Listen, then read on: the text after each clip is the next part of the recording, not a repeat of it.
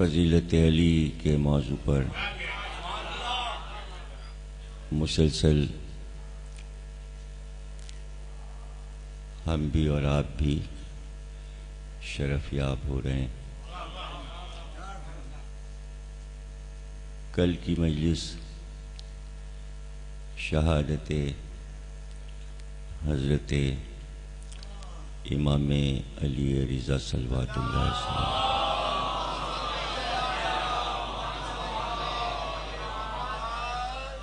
बाद मजलिस शबीह ताबूत बरामद होगा और उसके बाद नज़र इमाम और खुसूसी इमाम ज़ामिन भी तक़सीम होंगे। आप हज़रात पूरी मजलिस में शिरकत फरमाएं।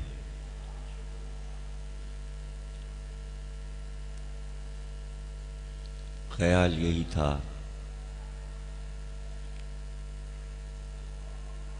कि 70 फजीलतें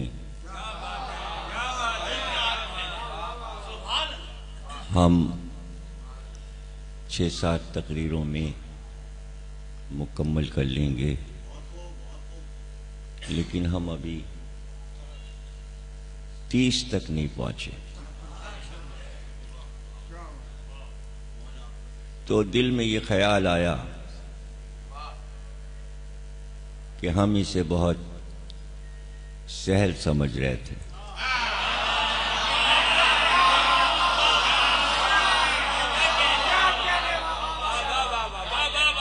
ये कैसे हो सकता है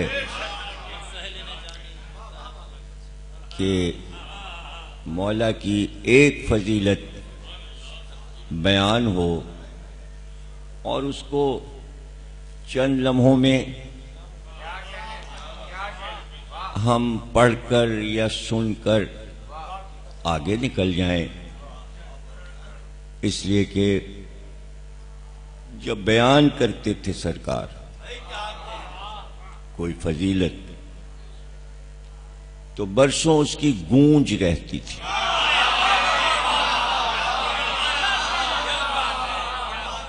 और कई रुखों से वो फजीलत सामने आती थी। कई रुखों से वो फजीलत सामने आती थी। घर है रसूल अल्लाह का, ज़ौजा भी हैं और ज़ौजा के वालिद साहब भी हैं।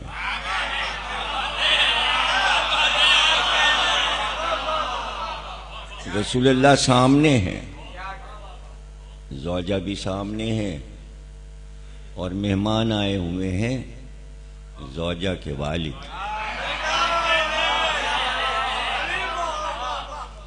और ऐसे में इत्तिला मिली कि अली आए हैं।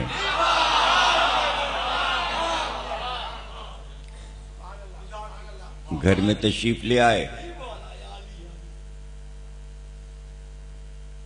तो अब कहती हैं, फरमाती हैं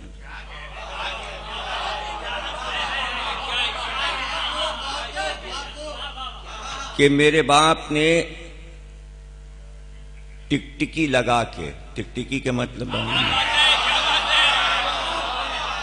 यक नजर किसी के चेहरे को देखते रहना और नजर का ना हटना, तो अली को देखना शुरू किया। तो मैंने कहा, अब्बा ये आप अली के चेहरे को क्यों देखे चले जा रहे हैं? तो उन्होंने कहा, कली तो रसूलुल्लाह ने मस्जिद में कहा अली के चेहरे को देखना इबादत है।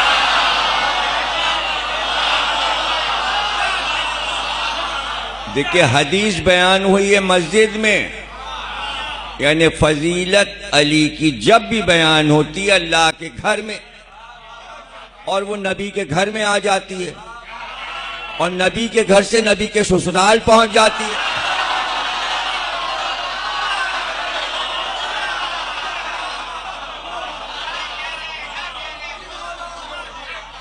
तो इससे एक बात ये पता चली कि जब हम रावियों के नाम देखते हैं, अबू हुरैरा ने ये कहा, अब्दुल्ला इब्ने उमर ने ये कहा, अब्दुल्ला इब्ने अब्बास ने ये कहा, जुबैर ने ये कहा, तो जब सारे नाम आते हैं रावियों के, जिसमें मर्द भी हैं औरतें भी हैं, तो पता ये चला कि हर एक ये चाहता था कि रसूलुल्लाह ने अली की जो फजीलत बयान की है उसका रावी या राविया मैं बन जाऊं, ताकि तारीख में नाम तो रह जाए। आज कौन नाम ले रहा हो?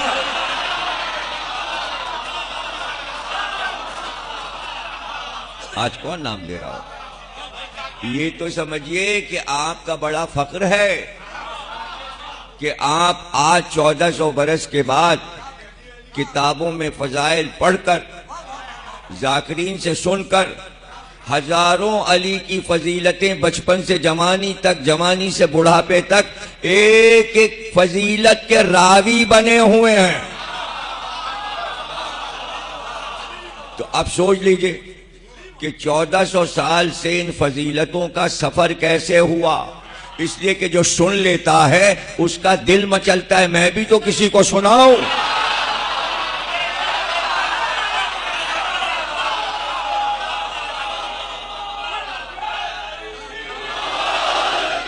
देखिए, ये फजीलत में एक शान है, फजीलत में एक शान है, यानी फजीलत अपनी तरह खींचती है।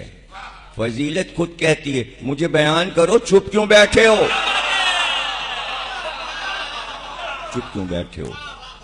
तो अब आप ये सोच लीजिए कि आखिरी हद ये है, आखिरी हद ये है कि उधर से अल्लाह भेजता है फजीलत, जिब्रील को लाने में मजा आता है, रसूल अल्लाह को सुनाने में मजा आता है, सुनने वालों को दूसरे को सुना के मजा आता है।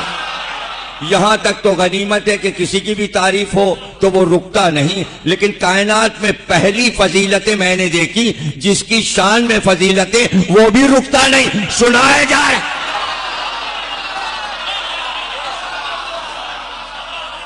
जब आपको इतनी अच्छी लगती हैं फजीलतें, अल्लाह को अच्छी लगती हैं, रसूल को अच्छी लगती हैं, तो खुद अली को क्यों ना यह फजीलत है।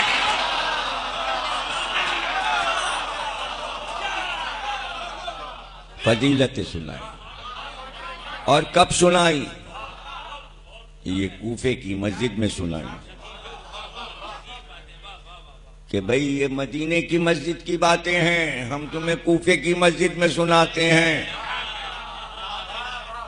अब मसला ये था कि मौला अली ने शुरू किया और 70 तक सुना दी, तो क्या वजह थी? वजह ये समझ में आती है, ये याद रखिएगा कि जब हम ये कहते हैं अली मजहरुल अजायब हैं, तो मजहरुल अजायब को समझना हर रुख से बहुत जरूरी है, और बार बार समझते रहें और अपने दिमाग में इस लक़ब को मौला के सोचते रहें कि इसके कितने रुख हैं, सोचते रहें इसके मानी क्या है मजहरुल अजायब। यानी अजब, भाई ये कैसे हुआ, नामुमकिन मुमकिन कैसे होता है। कायनात का हर नामुमकिन अली के लिए मुमकिन हो जाता है। तो मैं आपको अजीब बात बता रहा हूं, कभी पढ़ी भी होगी, शायद सुनने वालों को याद भी हो। इस वक्त याद आई कि इब्ने अबिल हदीद मोतज़िली ने, जो अहले सुन्नत का ही आलिम है, वो कहता है कि भाई कुछ लोगों के दोस्त होते हैं और कुछ दुश्मन होते हैं। दुश्मन बुराइयां करते हैं और दोस्त तारीफें करते हैं। तो आपका दोस्त अगर आपकी तारीफ करेगा तो वो किसी से डरेगा थोड़ी, तारीफ कर देगा। यहां मसला अजीब है। इब्ने अबिल हदीद मोतज़िली कहता है कि इतनी लाखों फजीलतें नबी ने अली की सुनाई, लेकिन दुश्मन इसलिए नहीं सुनाते थे कि दुश्मनी थी अली से, दोस्त इसलिए नहीं सुनाते थे कि जान का खतरा था। तो अब सुनाए कौन अली के फजाइल, इसलिए अली ने कहा सुनो।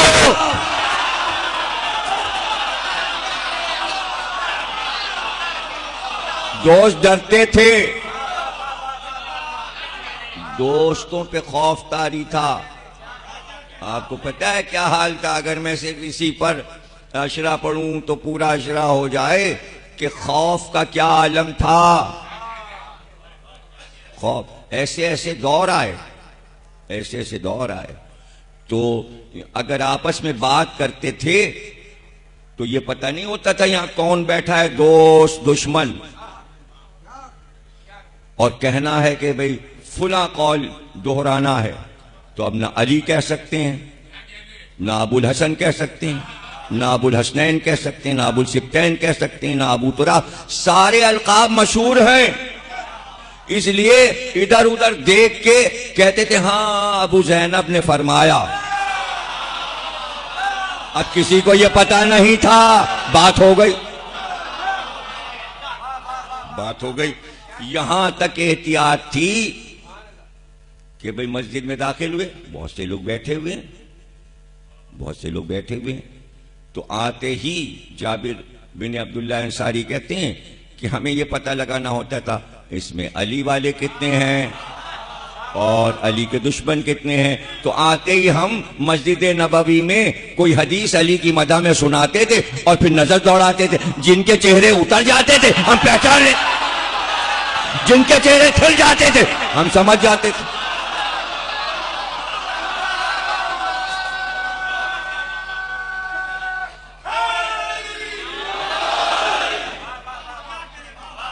वो अदवार कैसे कैसे गुजरे। हज्जाज बिन यूसुफ का दौर, 1,20,000 अली वाले कैदी, दिन की धूप रात की ओस, उसी में मर गए। और कितने कत्ल हो गए, कैदी हैं वो हैं और जो रोज कत्ल होते थे वो अलग। तो गोए जैसे उसे इत्मीनान हो गया कि हमने सारे अली वाले मार डाले। उसके बाद ये आलम था, तड़पता था, कहता था खून नहीं देखा चैन नहीं पड़ा। तो वो जरा से सिपाहियों से कहता था ला ना, लिया कोई अली का शिया ताकि मैं उसे ज़िबा करूं, खून देखूं तो मुझे चैन आए। तो सारे सिपाही कहते थे अब तो कूफे में कोई मिलता ही नहीं, नजर ही नहीं आता, सब तो आपने मार डाले, अब कहां से ढूंढ के लाएं, कहां से ढूंढ के लाएं। कहां तकैये में चले गए होंगे इसलिए नहीं मिल रहे हैं। क्या कह रहा है हज्जाज, तकैये में चले गए होंगे। और क्यों ना चले जाएं, रोज तो ज़िबा हो रहे हैं, कैद में पड़े हुए हैं, मारे जा रहे हैं। आज मैं उनका तकैया तोड़ूंगा, आज जरूरी है कोई पकड़ के लाओ। सिपाहियों ने कहा तकैया आप कैसे तोड़ेंगे। कहा मैं बताता हूं तुम्हें, शाहराह पर एक गड्ढा खोद लो, एक गड्ढा खोद लो और कोई बुढ़िया या कोई बुढ़ा पकड़ के उसमें गिरा दो, धक्का देके उसमें गिरा दो, कोई भी जो मिल जाए।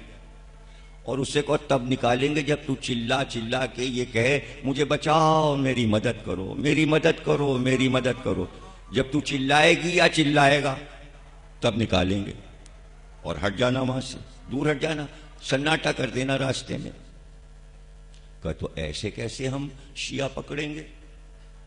हज्जाज ने कहा अब आसान हो गया,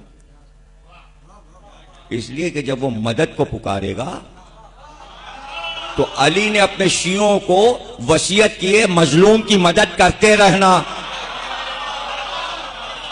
कोई नहीं मदद को आएगा मगर जो शिया अली होगा वो उसकी मदद को आए, उसी को पकड़ लेना। देखिए इसमें फजाइल भी हैं और मसाइब भी हैं, यानी अली की मोहब्बत में फजाइल भी हैं और मसाइब भी हैं। लेकिन जहां मसाइब आ जाए वहां रोना आता है। फजाइल पढ़ते रहिए, खुशी मसरत चेहरा खिला हुआ। लेकिन जब मसाइब आ गए, यहां पर तो पहलू मसाइब का आ गया ना, तो सारे तो मार डाले जा रहे हैं अली वाले, तो मसाइब ही मसाइब। अली की फजीलतें फजाइल हैं और दुनिया के जालिमों ने मसाइब बनाया। लेकिन कुदरत ने यह चाहा कि फजाइल अली के मसाइब न बनने पाए, इसलिए कि मसाइब सिर्फ हुसैन के होंगे, अली के फजाइल खुशियां हैं। कुदरत का इंतजाम देखिए, उसने इंतजाम किया कि भाई ऐसे भेजो जिनके दिलों में मलक जाके बैठ के घर बनाए। तो अली को भी मालूम था कि मसाइब बन जाएंगे जब जिबा होंगे, तो फजीलतें कौन पढ़ेगा? रो रो के पढ़ा करेंगे, हाय गले काटे गए, अरे अली की फजीलतों पे गले काटे गए, हाय कत्ल किया गया। तो देखिए फजीलत बनने जा रही है, बस कहीं से तकरीर शुरू हो जाएगी, मैं अपने मौजू पे आ जाऊंगा और आपके ऊपर छोड़ रहा हूं सारा मसला, आगे बढ़ना है। तो एक बार अली ने देखा, कमी सब क्या होगा तेरा?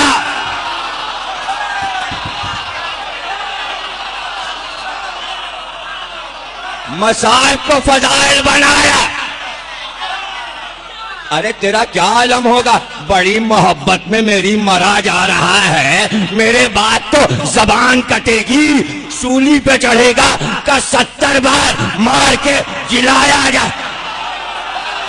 फजाइल फजाइल फजाइल।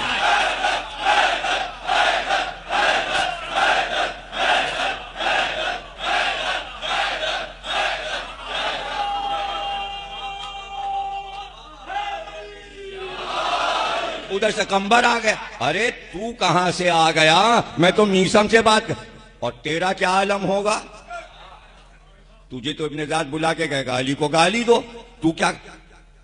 नहीं मौला, 70 बार मारे, खाक करें, जलाएं, खाक हवा में उड़ाएं, अल्लाह फिर पैदा करे। 70 बार वो पूछे तो मैं कहूंगा तू जिंदाज़ादा है। फजाइल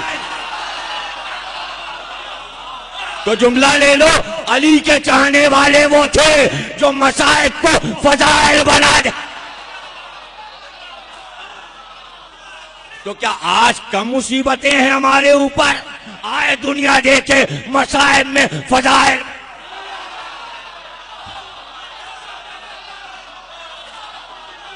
यह है अली की मोहब्बत, यह अली की मोहब्बत।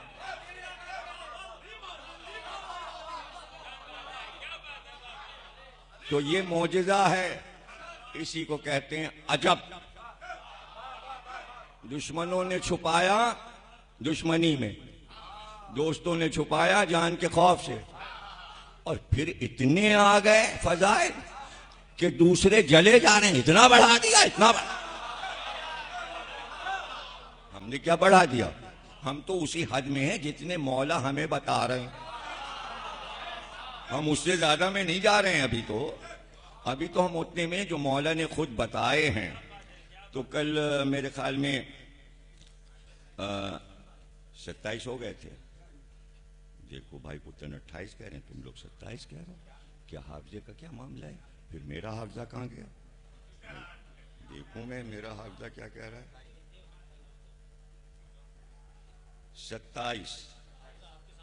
हाँ वो भाई पुत्र वो 27 के 50 बन जाते हैं ना।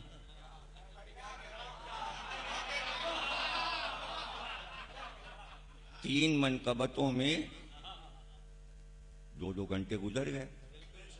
अब पता नहीं, हमें तो पता नहीं चलता, आपको अगर पता चल रहा है तो बता दीजिए। तो 28वीं फजीलत फरमाते हैं, 28वीं फजीलत यह है कि रसूल खुदा ने फरमाया कि अल्लाह ताला ने तुम्हारे मुतालिक मुझसे एक वादा फरमाया है कि वो उसकी मुखालफत नहीं करेगा।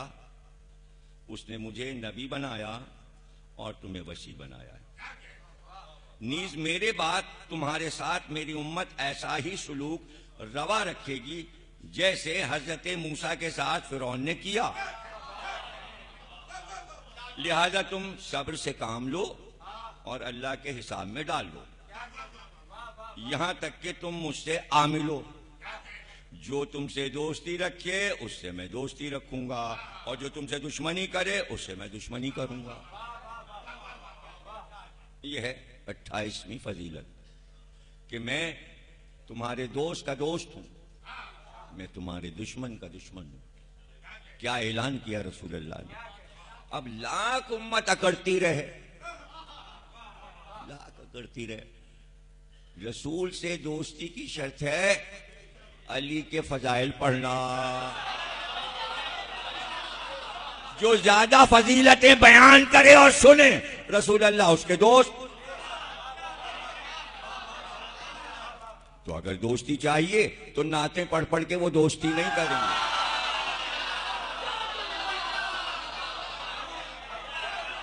खुद कह दिया ना रसूलुल्लाह ने कि मुझे अपनी तारीफें सुनना पसंद नहीं है, मैंने तो जिंदगी भर अली की तारीफें की हैं और कयामत तक यही सुनना चाहता हूं। मुसलमान इधर दाएं बाएं आए शाएं जाने कहां यहां वहां, सीधे सीधे उम्मत आ जाए सिर्फ अली की फजीलतों पर। कहते हाँ थे और कुछ और भी थे बच्चे, इसलिए अहले सुन्नत में एक फिरका बन गया। उस फिरके को कहते हैं तफजीली। तफजीली के मानी फजीलत देना, यानी जो अली को सबको मानकर, वो फिरका अहले सुन्नत में बना तफजीली फिरका तसव्वुफ का। उनका अकीदा यह है कि सबको मानकर और ये ऐलान करना मगर अली सबसे अफजल थे। क्या अच्छा रास्ता अहले सुन्नत ने निकाला। तो भाई शियों के पीछे न चलो तो उन्हीं के पीछे चलो। उसमें मशहूर नाम है, बड़े मशहूर नाम है। हाँ उसमें अल्लामा इकबाल है, पहला नाम इन्होंने ले लिया। हनफी हैं वो, हनफी सुन्नी अल्लामा इकबाल के वसीयतनामे में लिखा, मगर तफजीली थे। अली को सब पर फजीलत देते थे। अली के आगे किसी को अल्लामा इकबाल ने न माना न कुछ कहा। इसी तरह ख्वाजा हसन निजामी, निजामुद्दीन औलिया के गद्दी नशीन, वो भी तब्दीली थे। डिप्टी नजीर अहमद वो भी तब्दीली थे। सर सैयद अहमद खां वो भी तब्दीली थे। मौलाना अल्ताफ हुसैन हाली वो भी तब्दीली थे। मिर्जा गालिब वो भी तब्दीली थे। जोश मलियाबादी वो भी तब्दीली थे। हाँ सबको मानते हैं, सबको मगर अली सबसे अफजल थे। ये कहने में क्या है, क्यों छाती पटती है सबकी। अरे भाई थे अफजल, इसमें शक क्या है, अफजल थे। इसलिए कि खुद ही तो आप कह रहे हो कि खैबर का आलम किसी को नहीं मिला, तो ये तो फजीलत है। तो अली यहां पर अफजल है, रसूल के दामाद हैं, अफजल हैं। भाई सब अपनी जगह पर, ये तो सब यहां हो रहा है। कोई रसूलुल्लाह का चचाजाद भाई तो नहीं बन सकता।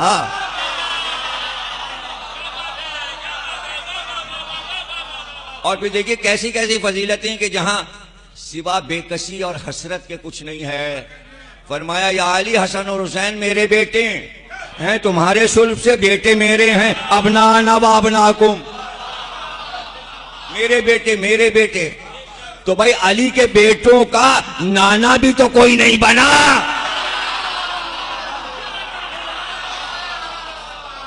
ये फजीलत भी हाथ से गई। तो अब इसके अलावा बचा क्या, मुझे बता दीजिए क्या बचा। मौला से जो फरमा रहे हैं या अली मेरे बाद वो होने वाला है जो मूसा की कौम में हुआ, वो सब होगा। कई जगह रसूलुल्लाह ने कहा जो जो हुआ है कौम मूसा में सब हमारे यहां होगा, वो सब होगा। जो जो उन्होंने किया है वो तुम भी करोगे। वो हो रहा है, वो हुआ 1400 बरस में हुआ। रसूलुल्लाह जो बात कहते हैं वो हो जाता है। उनका हर जुमला कुन है, ना भी होने वाला हो तो हो जाता है।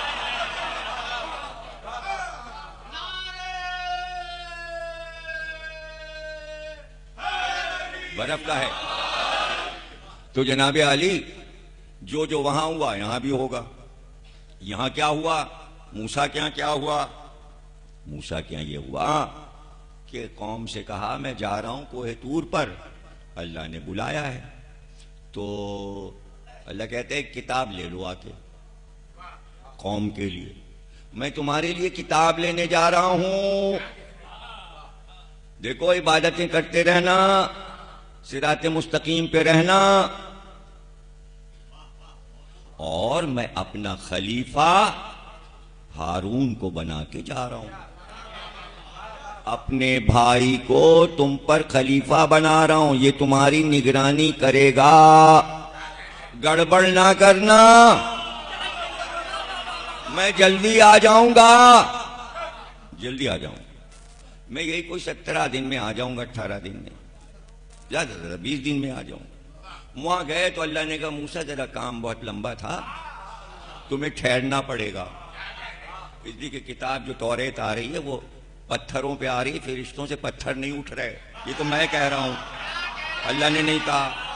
यानी भारी पत्थर है जिसको उठाना आसान नहीं है।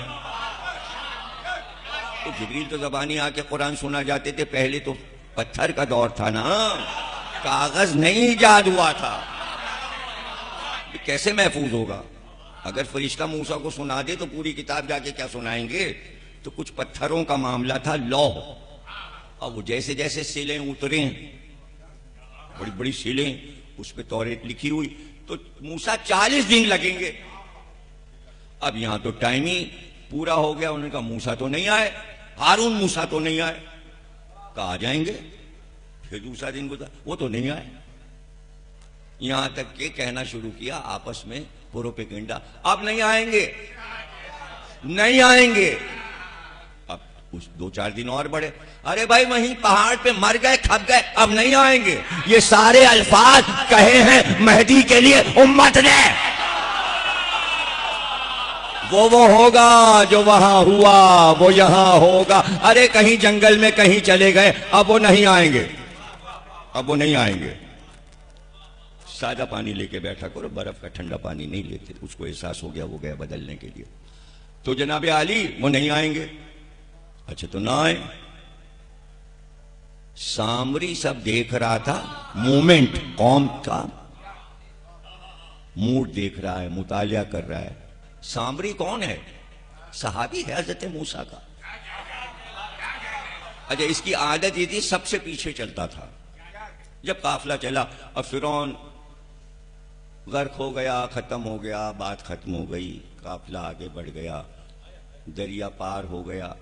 अब वो पीछे पीछे, काफिला आगे, सामरी सबसे पीछे एक थैली लटकाए रहता था। जैसे आपने देखा होगा बहुत से लोग एक बस्ता सा बड़ा सा यहाँ पर वो होता है, तस्मा लगा हुआ और कपड़े का एक थैला लटकाए रहते। इंडिया में ज्यादा फैशन है थैला बगल में लटकाया हुआ, सब उसी में रख लिया। तो सामरी भी एक पानी वो लेने गया था। देख उसको सब रहे हैं, पता नहीं जॉन को देख रहे हैं कि पानी को देख रहे हैं कि क्या देख रहे हैं, मुझे देख रहे हैं कि सुन रहे हैं कि जॉन को देख रहे हैं कि पानी का मसला सबके लिए पानी का। भाई वो गया था, ले आया, बात खत्म हो गई। सलवात तो पढ़िए।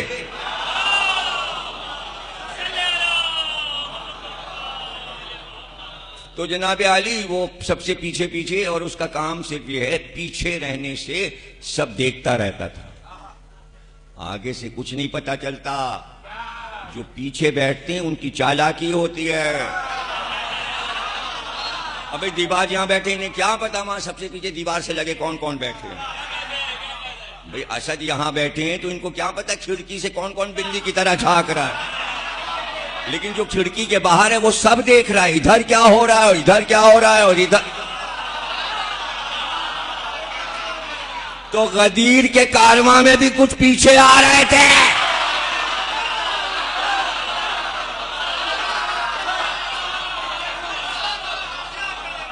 वो पीछे जो रह गए, रसूल अल्लाह ने कहा ठहरो, यहीं रुको। उनका कुछ पीछे रह गए, का इंतजार करो। जो पीछे रह गए उनका इंतजार करो। का कुछ तो आगे बढ़ गए, का उन्हें वापस बुलाओ। तो अब 3 मंजिलें हो गई। कुछ आगे गए, कुछ पीछे रह गए, और कुछ एक जगह ठहर गए जहां वाकई गदीर हुआ। इसे जोफा कहते हैं, गदीर खुम कहते हैं। तो 3 मंजिलें हो गई ना। तो उम्मत 3 हिस्सों में बढ़ गई। कुछ आगे निकल गए, कुछ पीछे रह गए। रसूल अल्लाह ने कहा जो यहां है वो मेरे साथ हैं। तो अब तय हुआ, अकीदे हो गए 3। जो आगे निकल गए वो नुसैरी हो गए, जो पीछे रह गए उन्होंने चौथा खलीफा, और जो रसूल के साथ थे उन्होंने कहा अली पहले।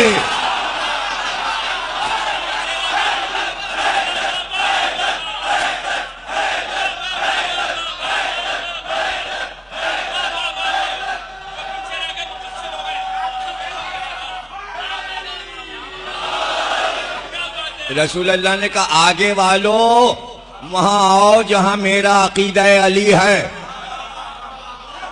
और पीछे रहने वालों तुम भी यहां आओ। रसूलुल्लाह चाहते थे सब एक अकीदे पे आ जाएं अली के मामले में। जो मैं कह रहा हूं वो सुनो, मन कुन तो मौला, मैं ये कह रहा हूं जिसका मैं मौला उसका अली मौला, इसके आगे नहीं है कुछ, न इसके पीछे है कुछ, बस एक अकीदा, ये मानना, मेरे बात ये मानना। तो अब ये पीछे वालों का मामला था, इंतजार हुआ आ जाए, बाद में कह देते क्या हो गया था यहां, हम लोग तो पीछे रह गए थे, सब हो गया, बयान वगैरह वगैरह। और मसला ये था कि खाना तो था नहीं। अगर खाना होता गदीर में तो जो आगे गए थे वो आगे ना जाते, और जो पीछे रह गए थे वो पीछे, सब खाने में आगे आगे होते।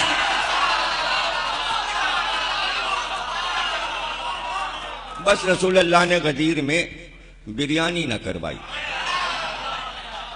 दावत गुलशीरा में दावत का लफ्ज लग गया कि दावत है, सब खाओ, 3 दिन खाओ। अरे गदीर में 1 दिन न खिलाया। तो अब आप बताइए या रसूल अल्लाह, खाने वाली कौम बगैर खाए कैसे याद रखती?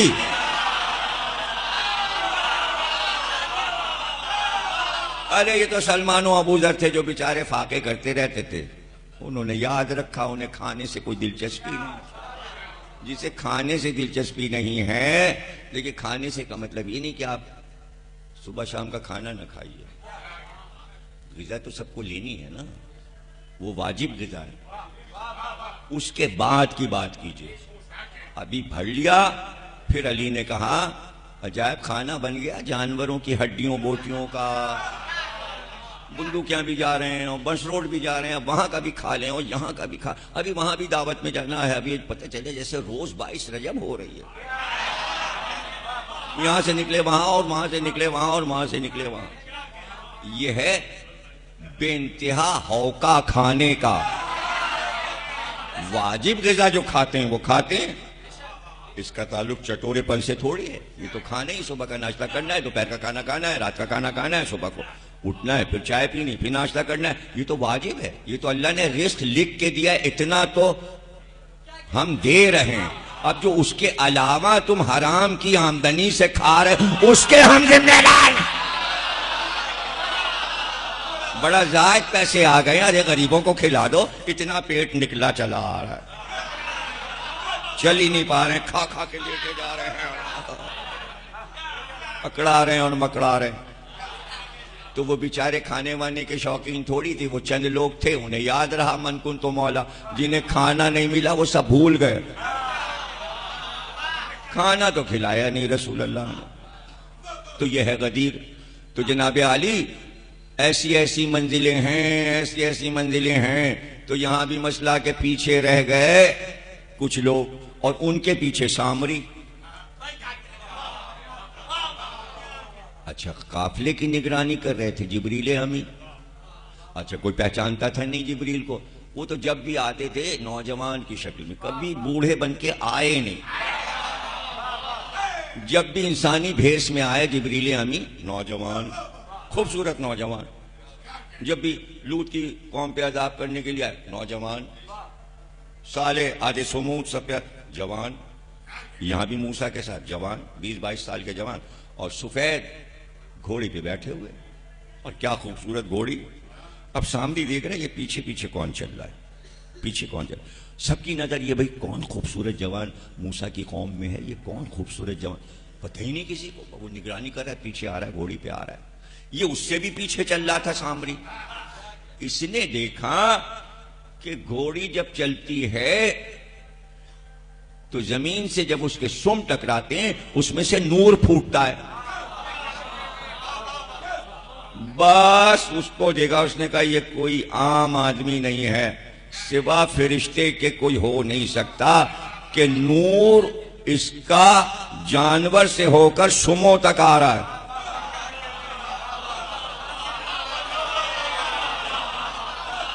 अब पीछे तो चल ही रहा था, थैली तो लटकी हुई थी जिसे जंबील कहते हैं। जहां जहां घोड़ा सुम रख रहा था, ये झुक के वहां की मिट्टी उठाई थैले में रख, वहां की मिट्टी उठाई थैले में रख ली। गोया जिब्रील के घोड़े के सुमों पर सामरी सजदा करता हुआ जा रहा था, झुक झुक के सजदे कर रहा, मिट्टी उठा रहा। ये मिट्टी काम आएगी, चालाक आदमी तो होता ही चालाक आदमी, किसी वक्त काम आ जाएगी। थैला इसीलिए तो लटकाया हुआ था, जहां कोई काम की चीज मिली थैले में डाल। ऐसे ही होता है, किस्से कहानियों में भी होता है। ये तो तारीख अंबिया है, ये तो कुरान है। यहां तक के मूसा ना आए, जब सामरी ने देखा पूरी कौम परेशान है और बार बार कह रही है हारून से, कहां है तुम्हारे भाई मूसा, कहां हैं? तो भाई तंजिया कभी कभी कौम पूछती है तुम्हारे भाई कहां हैं?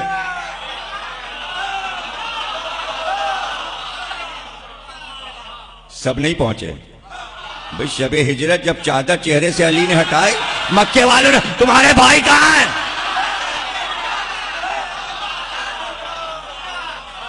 जो जो मूसा की कौम में हुआ है वो यहां होगा और आप यहीं बैठे रह जाते हैं। भाई कभी मूसा की कौम तक जाइए, हम आपका सफर करवा रहे हैं मदीने, मक्के, कूफे से कोहे तूर तक। कभी उधर जाना है, कभी इधर आना है, एक ही जगह मत बैठे रहिए, कभी उधर जाना है, कभी इधर आना है, कभी उधर जाना है। और ये मिनटों की बात है, बस अपना जहन इधर से उधर दौड़ाइए। मैं ये थोड़ी कह रहा हूं कि आप रेस लगा लीजिए, कभी इधर कभी उधर, मैं मदीने जाऊं आऊं जाऊं, ये नहीं है मसला। बस जहन आपका इधर सफर करे, अक्ल सफर करे और फिर देखते जाइए कि आप फजीलत अली कैसे सुनते चले जाएंगे और कैसे जौहर जो हैं वो खुलते जाएंगे रावियों के। मौला तो अपनी बात कह चुके, मैं तो उसकी शरह कर रहा हूं। तो सामरी ने देखा कौम परेशान और हारून के पास कोई जवाब नहीं। आ जाएंगे भाई, इतने ही तो कह सकते हैं हारून, घबराओ नहीं, आ जाएंगे आएंगे, वादा है तो आएंगे। भाई नायब इतना ही समझा सकता है कि सब्र करो कौम वालों, सब्र करो, आ जाएंगे, क्या घबराहट। अब सब जमा हो गए निकल के। सामरी ने देखा हारून के बस में कुछ नजर नहीं आ रहा, तो सारी कौम को मुखातिब किया, क्या तुम्हें रब चाहिए? गोया जो मिजाजों में था वो बोल दिया। भाई सामरी को कैसे पता कि कौम को खुदा चाहिए, रब चाहिए? रास्ते में जब ये आ रहे थे और फिरौन ने पीछा किया था, और ये कुरान के किस्से सब आपको सुना रहा हूं और बुश शिकन अशरे में पढ़ चुका हूं, उसमें सब कुछ मौजूद है। अगर उसे आप पढ़ेंगे तो वहां तफसील ज्यादा है। तो रास्ते में एक शहर में आए, वहां खूबसूरत खूबसूरत बुत लगे हुए थे और सब लोग हाथ जोड़े घंटियां बजा बजा के पूजा कर रहे थे। पूरे शहर में बुत परस्ती हो रही थी। तो सारी कौम कहने, हे मूसा हमारे लिए भी ऐसा ही बुत बना दो। तो आए थे ये कुरान की आयत, मूसा ने कहा तुम बड़ी जाहिल कौम हो, इतने दिन से अल्लाह समझा रहे, समझ में नहीं आया, हमारे लिए एक बुत अच्छा सा बना दो। सामरी ने सब सुना हुआ है, सामरी सब सुनता चला रहा है, मिजाज मालूम है। तुम्हें रब चाहिए, तुम्हें खुदा चाहिए? कौम ने कहा हाँ चाहिए। कितना सोना तुम्हारे पास है, कितना सोना तुम्हारे पास है? उनका 1 तोला 2 तोला 3 तोला 1 सेर 2 सेर का सब ले आओ, ढेर कर दो यहां, जल्दी जल्दी सब सोना लाए। सामरी कीमियागर था, पकाया सोना पका के एक गाय का बछड़ा बनाया, बछड़ा बना के कोई यहां ना आए, कमरे में रखा और कमरे में रख के चबूतरे पे रख के ऊंचे पर रखा। और उसके बाद कहा आओ आ जाओ, आज हम तुम्हें खुदा से मिलाएंगे। तुमने कहा ना खुदा बना दो। अब एक एक को पकड़ पकड़ क्या, ना जाओ, क्या कर रहे हो कौम वालों, क्या कर रहे हो? वो सुन ही नहीं रहे, उन्हीं का तो सोना था। अंदर गए तो एक बछड़ा देखा। एक बार सामरी ने ऐलान किया कि सब इसके गिर्द खड़े हो जाओ। जैसे ही ये आवाज करे, कुरान ने लफ्ज दिया है कि भाई भाई की आवाज आई, भाई भाई की आवाज आई। उसने मुंह खोला, सामरी ने कहा जैसे ही ये बोले सजदे में गिर जाना। आइडिया लिया आदम के पुतले से। तो आइडिया तो उनके पास था कि सजदा होता है। जैसे ही वो बोला कैसे? बना के चुपके से थैली से वो खाक निकाली जो जिब्रील के घोड़े के कदमों की थी, उसके अंदर डाल दी। जैसे ही वो खाक डाली, बछड़े ने मुंह खोला, बोला भां भां। सब सजदे में गिर गए। अब जो सजदे से उठे तो नाच गाना, ये गीत आज बाजे, एक धूम, खुदा मिल गया, खुदा मिल गया, खुदा मिल।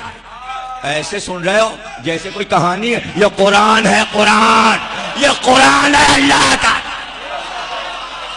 यही है कुरान। ये कोई तारीख नहीं है, ये कोई हदीस नहीं है, कुरान। मूसा का किस्सा कुरान में, सजदे में गिर गए, बछड़े को किया सजदा। इसी को कहते हैं गौशाला, गौशाला सामरी। अरे भाई 40 दिन पूरे हुए, मूसा आ गए।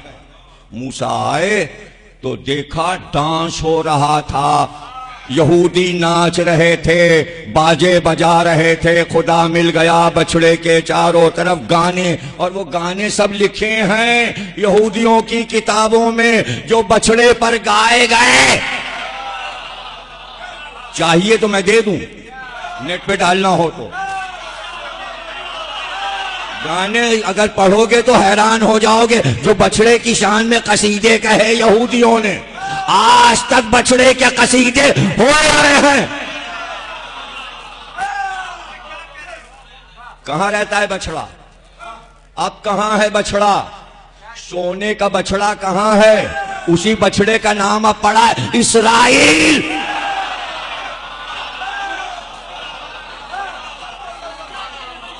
अमेरिका है तो उसका मद्दा, यूरोप है तो उसका मद्दा, और दबे दबे लफ्जों से अरब भी।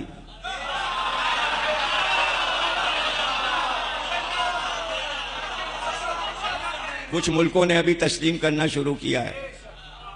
आ गया खबरें आ गई। एक इस्लामी मुल्क ने तस्लीम कर ली। बछड़े का जादू, सर चढ़ के बोल रहा है जादू, यहूदियों का जादू। मूसा आए तो पूरी कौम गाने बजाने में लगी थी, और आज तक लगी है, आज तक लगी हुई। उन्हीं का सारा काम है, उन्हीं का चमत्कार है।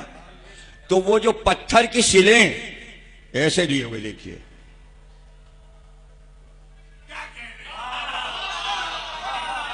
पूरी तौरात पत्थर पे लिखी और लिए हुए आए थे कौम का तोहफा।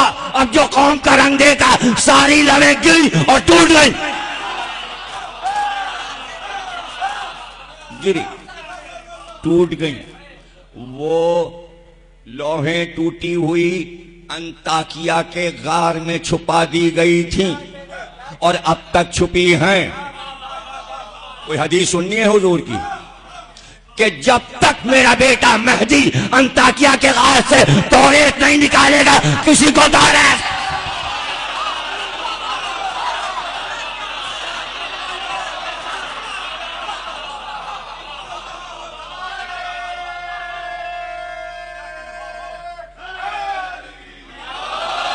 अंताकिया कहां है? आर्मीनिया के पास। आप कहिएगा आर्मीनिया कहां है? आज़रबाईजान के आसपास, इधर ही कहीं गहरे गहरे पहाड़ हैं, उसके अंदर जाके सब टीमें ढूंढती रहती, तौरेत कहां है, तौरेत कहां है। तौरेत की आयतें जब तक पुकारे ना कि मैं तौरेत हूं, मेहदी से बातें करते हैं पत्थर। हर एक से पत्थर नहीं बोलते। काबे का पत्थर भी इन्हीं से बातें करता है, मूसा का पत्थर भी नहीं। तो भाई लोहें टूट गई और कहा ये क्या है? तो कौम से कुछ नहीं कहा।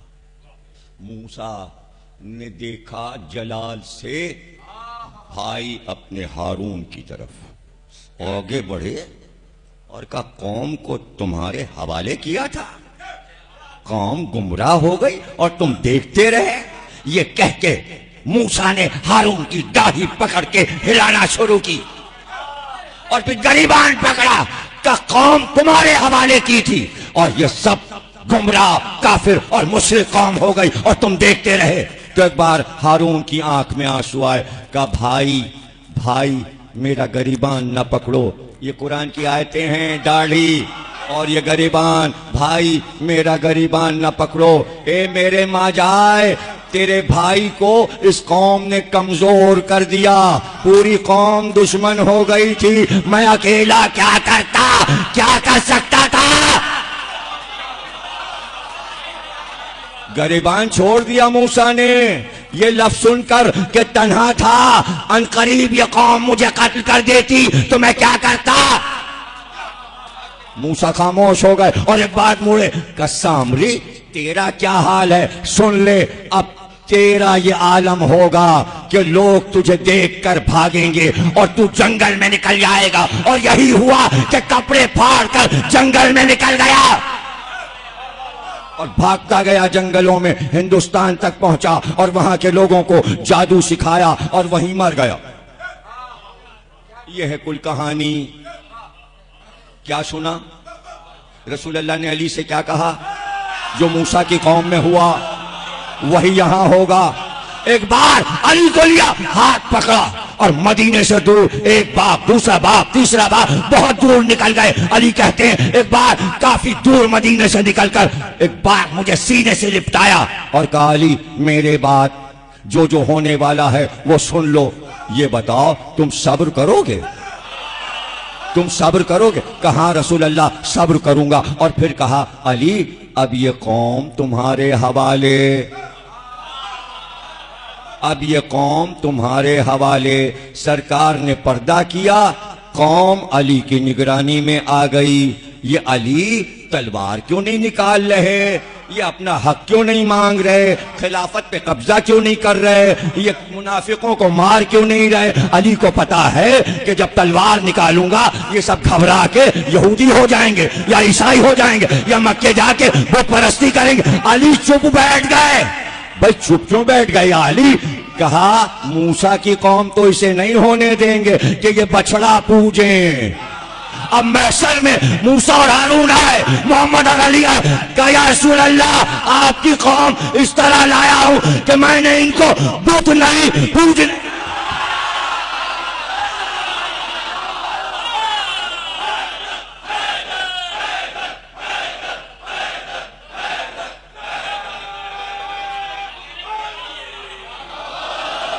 यही फजीलत थी, इसी पे इतनी मेहनत की थी।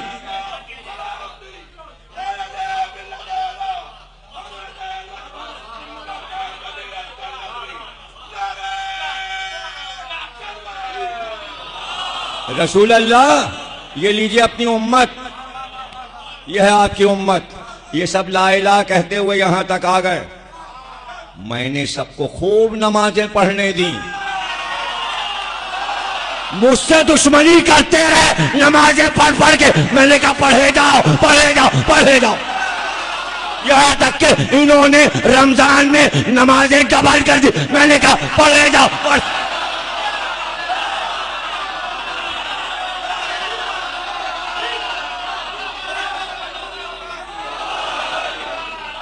मैं अगर डांटता इनको, मैं अगर टेढ़ी निगाह से देखता, ये सब डर के भाग जाते और सीधे वहीं जाते। किसके पास? सामरी के पास, सामरी के पास। मैं बिल्कुल साफ कलमा गो कौम लाया हूं, मैं लाया हूं। अली तो पूरी कौम साफ सुथरी ले आए। कलमा गो, अल्लाह ने कहा ठहराओ इनको, एक सवाल करना है। और एक बार सवाल हुआ, अरे विलायत अली लेके आए, सबने कहा मेरा।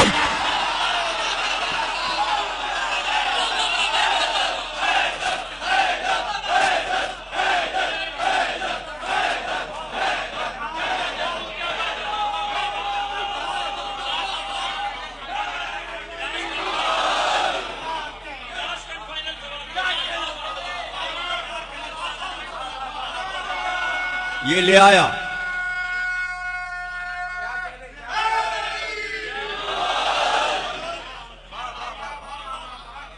और मौला फरमाते हैं 29वीं फजीलत मेरी ये है कि मैंने रसूल खुदा को ये फरमाते सुना, आए अली, जो आखिरी जुमला कहा है उसी से रब्त है। पहुंच गए ना, जन्नत के दरवाजे तक पहुंच गए। अब अगली हदीस सुन लीजिए और अगली फजीलत। मौला फरमाते हैं रसूल खुदा को ये फरमाते सुना, ऐ अली, तुम साहिबे हौज कौसर हो कि तुम्हारे अलावा ये किसी की मिल्कियत नहीं है, तुम्हारे अलावा ये किसी की मिल्कियत नहीं है। और अनकरीब तुम्हारे पास एक कौम आएगी और तुमसे कौसर के पानी पिलाने की दरखास्त करेगी, तो तुम कहोगे लौट जाओ। रसूलुल्लाह कह रहे तुम कहोगे लौट जाओ, नहीं कतरा भर भी नहीं, नहीं कतरा भर भी नहीं। अभी हदीस पूरी नहीं हुई, जुमला मैं कह रहा हूं। जिसने गदीर की नहीं पी,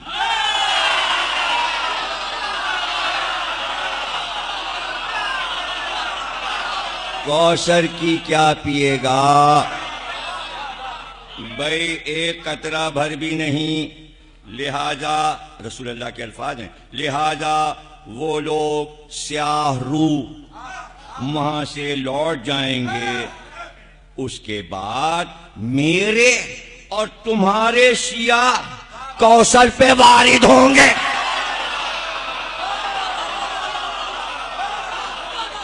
अरे अगला जुमला तुम्हें बर्दाश्त भी होगा, इसलिए कि जो ज्यादा पी लेता है ना वो बेहोश हो जाता है।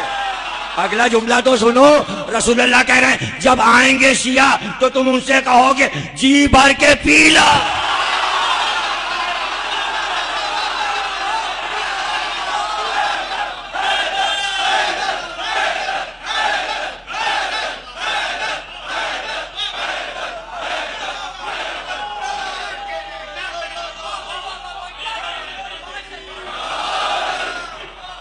लिहाजा वो सैराब होंगे।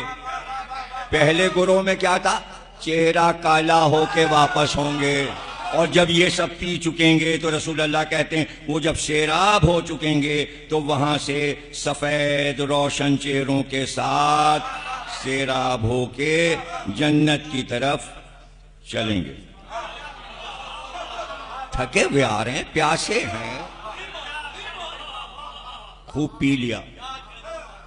किसके हाथ से पी लिया? साक़ी कौसर के हाथ से। और फिर ये देखिए 30 पूरी होने जा रही हैं और 30वीं फजीलत इसी से जुड़ी हुई है। मैं नाम नहीं लूंगा, नाम किताब में देखिएगा, वरना मुझे बहुत देर हो जाएगी अगर मैं नाम लूंगा, या अंसार से पूछ लीजिएगा। किताब अंसार को दे दूंगा या असद को।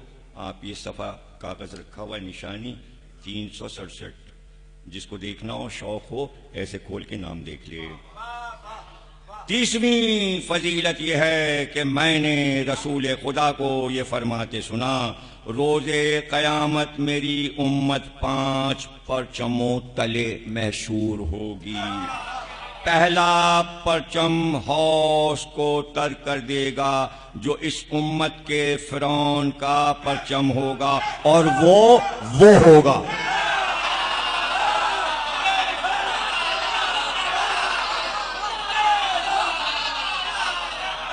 दूसरा परचम इस उम्मत के सामरी के साथ होगा, और वो होगा।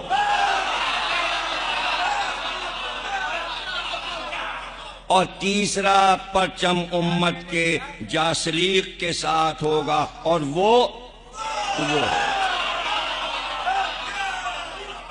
और चौथा परचम होगा, और 5वां परचम आए अली तुम्हारे साथ होगा। कि उसके साए तले मोमिनीन होंगे और तुम उनके इमाम होगे। कुरान ने क्या कहा? यौम नदऊ कुल्ला उनासिन व इमामहिम, जिस दिन हम निदा देंगे कि तमाम कौमें आए और अपने अपने इमामों के साथ आए, तो हर कौम अपने अपने इमाम के साथ महशर में आएगी, इमाम के साथ आएगी। और रसूलुल्लाह ने तफसीर की आयत की कि अगर किसी ने पत्थर को भी इमाम माना होगा तो पत्थर आगे आगे आएगा, कौम पत्थर के पीछे पीछे आए। ये होना है। कुरान कह रहा है, रसूलुल्लाह कह रहे हैं, आयत कह रही है, तफसीर कह रही है। कौम नहीं चाहिए, हम कौम को नहीं देख रहे। अल्लाह कह रहा है इमाम, इस कौम का इमाम कौन है, इस कौम का इमाम कौन है, इस कौम का इमाम, इस कौम का इमाम। परवरदिगार कौम से कोई मतलब नहीं, जिनके पीछे चले उससे बात करनी है। और यहां बात करने का कहां मौका है? यहां तो इशारा है, अब बात नहीं होगी कि मुज़ाकरात होंगे, कुछ हमारे ले लीजिए और कुछ माफ कर दीजिए, और ये मसला हो गया था और ये हो गया था और अल्लाह मियां ये हो गया था और यूं ऐसे हो गया था। ये सब कुछ नहीं। आओ हम इमाम देखेंगे, हम बुला रहे हैं, हमने निदा दी है, हर कौम अपने इमाम के साथ आए।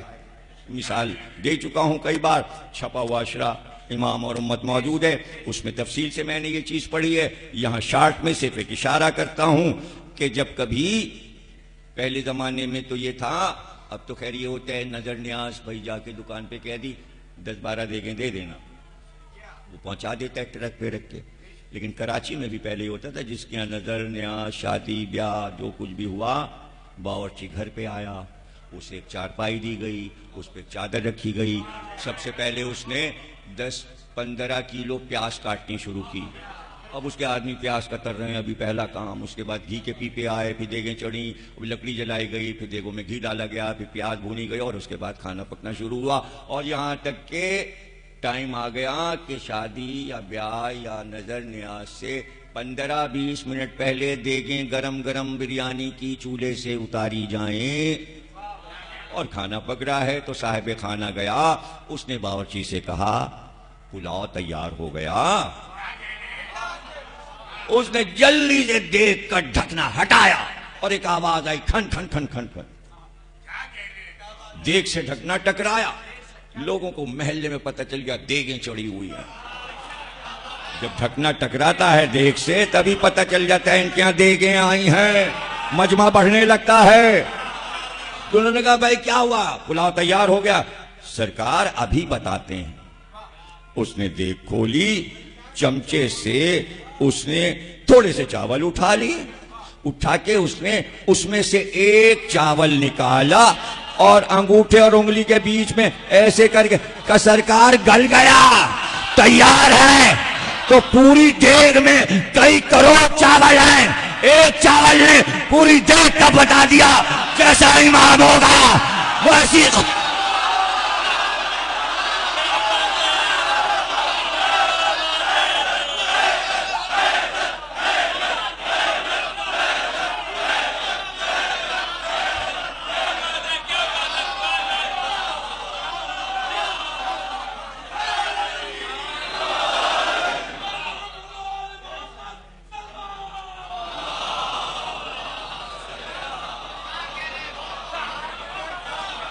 इसलिए अल्लाह ने कहा यौमा नदो कुल्ला उनासिम बे इमामहिम, हर इंसान हर कौम को उसके इमाम के साथ बुलाएंगे। इसलिए कि अब उम्मत से कोई गुफ्तगू नहीं, इमाम को देखेंगे किसका इंतखाब किया था, इमाम कैसा चुना था। इसीलिए कहा करता हूं कि तुम्हें घबराहट ना हो, तुम्हारा इमाम अली है।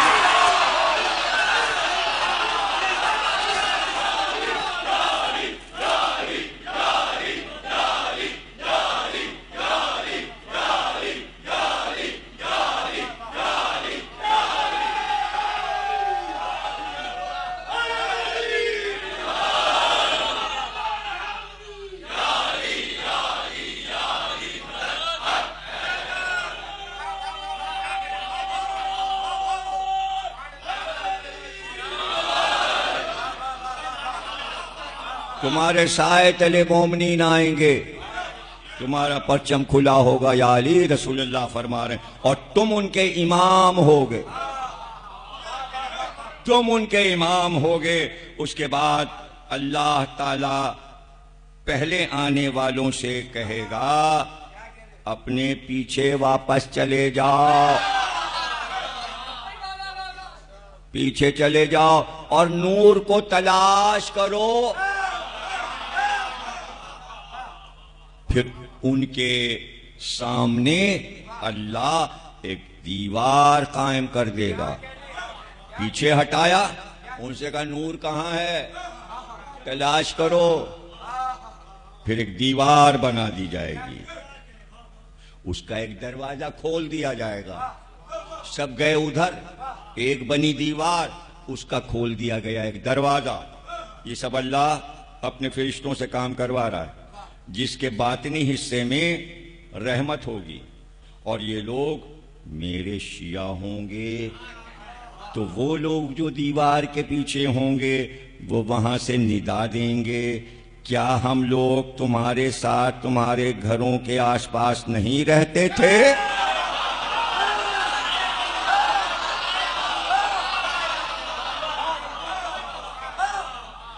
तो मेरे चाहने वाले कहेंगे क्यों नहीं, क्यों नहीं, लेकिन तुम लोगों ने अपने आप को धोखा दिया। अजीब कौम है, यहां बैठी सुन रही है और वहां महशर में तबलीग करेगी।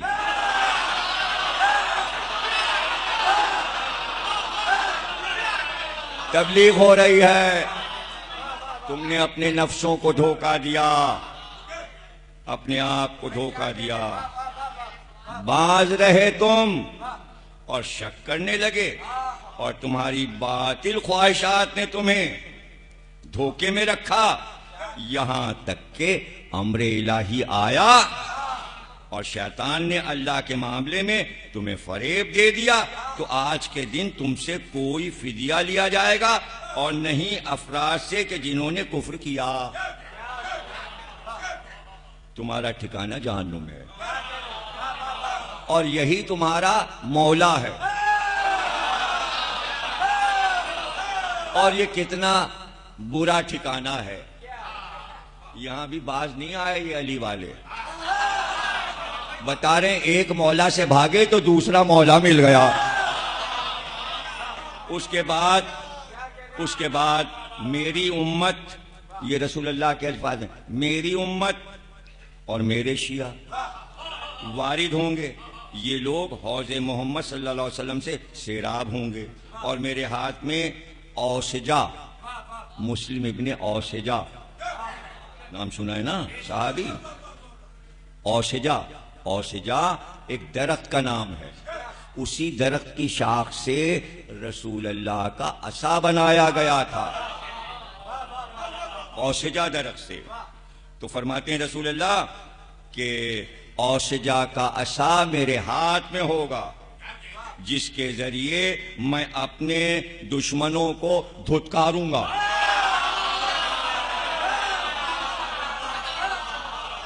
किस तरह धुतकारूंगा, किस तरह? रसूलुल्लाह फरमा रहे किस तरह धुतकारेंगे। चलो जाओ, हटो जाओ, निकलो यहां से। इसे कहते हैं धुतकार। चलो जाओ यहां से, हटो जाओ यहां से। तो क्या कहते हैं रसूलुल्लाह? जैसे अरब में अजनबी ऊंटों को भगाया जाता है, इस तरह मैं भगाऊंगा। रसूलुल्लाह की बात है अपने दुश्मनों को, इसमें कोई बुरा ही नहीं मानना है। हो सकता है अबू जहल हो या वो कुफार हो जो पत्थर फेंकते थे, ओजड़ी रखते थे, ये तो वहीं पता चलेगा रसूलुल्लाह के दुश्मन कौन है।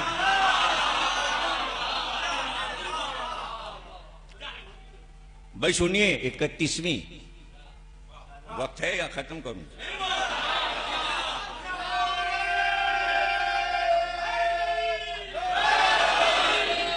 तीन गोलियां दवा खा के, 3 टैबलेट खा के बैठो। तबीयत खराब हो गई थी, निकलने से पहले जल्दी से मैंने दवा खाई। मैंने कहा भाई आज की तकरीर हो जाए, तो बहरहाल हो रही है। 31वीं फजीलत मौला फरमाते हैं ये है कि मैंने रसूल खुदा को ये फरमाते सुना, अगर तुम्हारे बारे में गुलू करने वाले, मुबालगा करने वाले ऐसी बात न कहते जैसी ईसाइयों ने हजरत ईसा बिन मरियम के बारे में कही थी, तो मैं तुम्हारे मुतालिक ऐसी बात कह देता कि तुम जिस कौम के पास से भी गुजरते वो तुम्हारे कदमों की खाक उठाकर उससे शिफा मांगती।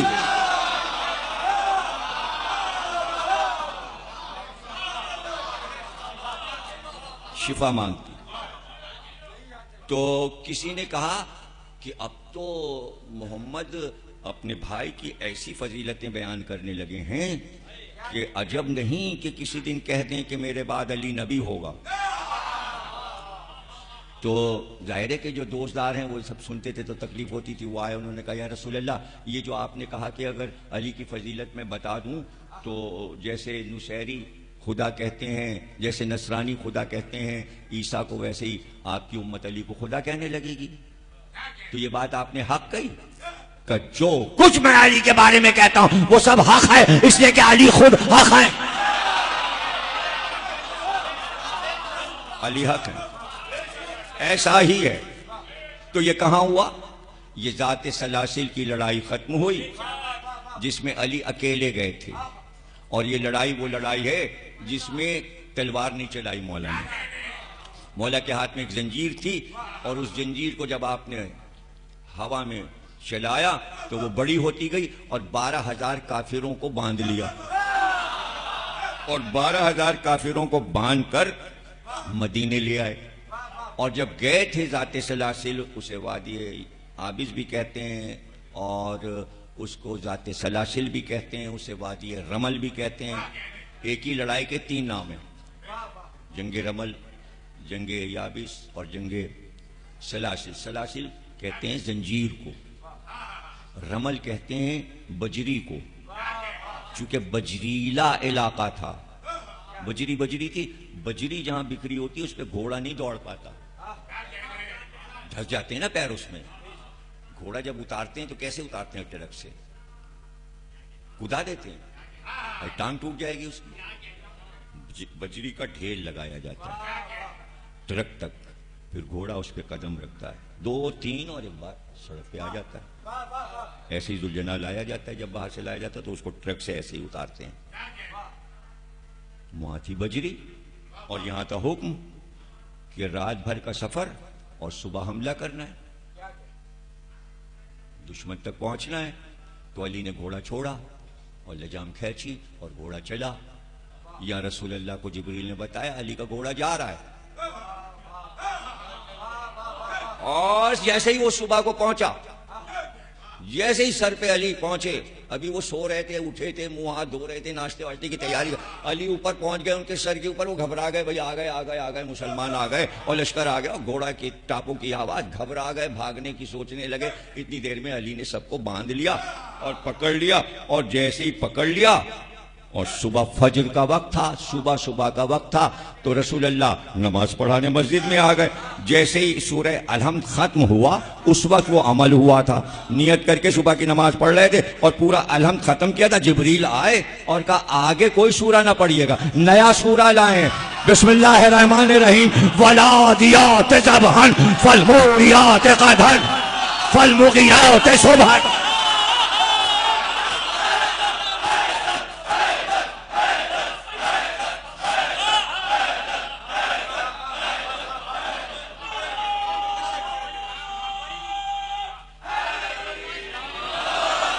मुझे कसम है तेज दौड़ते हुए घोड़े के सुमों की कसम, मुझे कसम है घोड़े के सुमों से उठती चिंगारियों की कसम, मुझे कसम है घोड़े के मुंह से गिरते हुए झाग की कसम, मुझे कसम है कि सुबह सुबह उन घोड़ों ने अपने आप को दुश्मन के सर पे पहुंचा दिया, उस सुबह की कसम,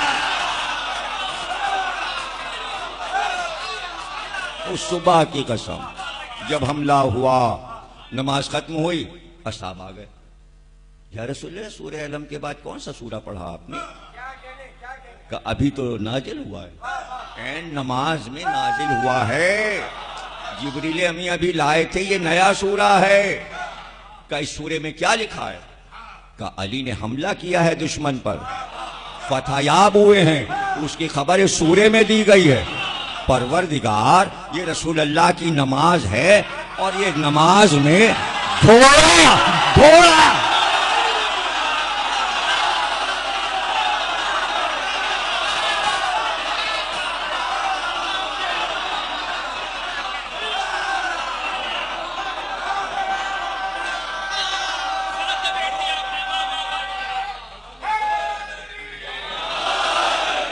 अब मैं किससे पूछूं? रसूल अल्लाह की नमाज में घोड़े की तारीफ नमाज में पढ़ा दी जाती है, मस्जिद में घोड़ा ना है।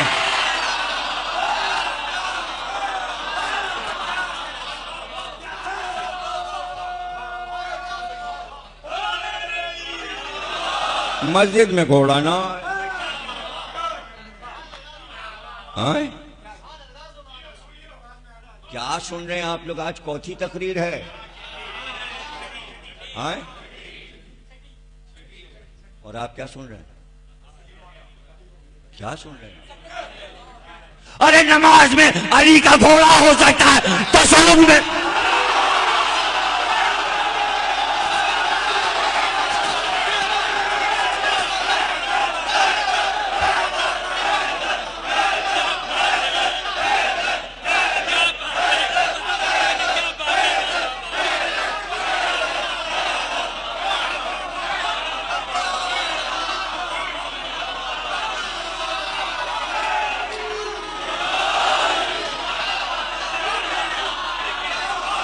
अली का नाम तशहुद में आएगा, नमाज बातिल हो जाएगी और घोड़े से बातिल नहीं।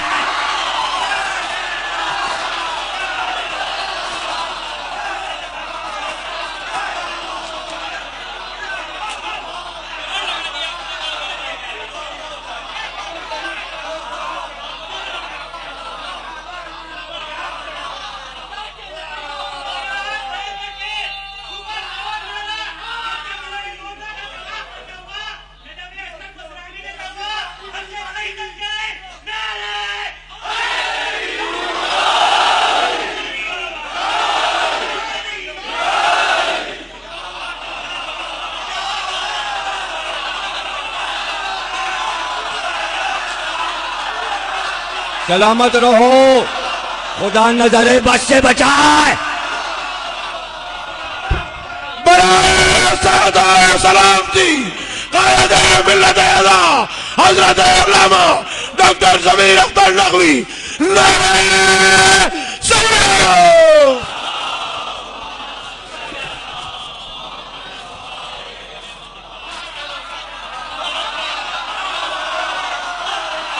जियो, खुश रहो, खुश रहो,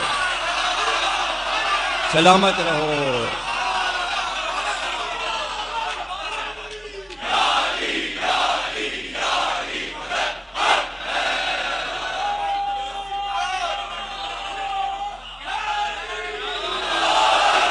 सलामत रहो,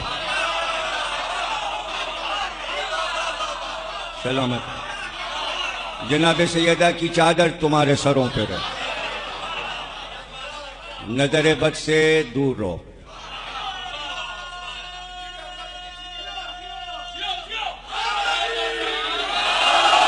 एक बार हुसैन खैमे से बाहर आए, अब्बास का हाथ पकड़े हुए, कलाओ मुर्तजिज लाओ, मेरे अब्बास की सवारी लाओ।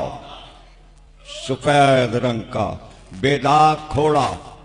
इसकी खासियत यह थी कि जब सवार इस पे बैठ जाता और गर्दन को उठाता मोर की तरह, तो जिस तरह मोर अपने पर पीछे उठाता है, ऐसे अपनी दुम को चमर करता, और कोई भी इस पे बैठ जाए तो आगे और पीछे से घोड़ा उसको छुपा लेता था। न आगे से सवार नजर आता था, न पीछे से। लेकिन अब्बास का कद इतना हसीन था कि जब मुर्तजिज पर बैठते तो अब्बास सीने तक नजर आता।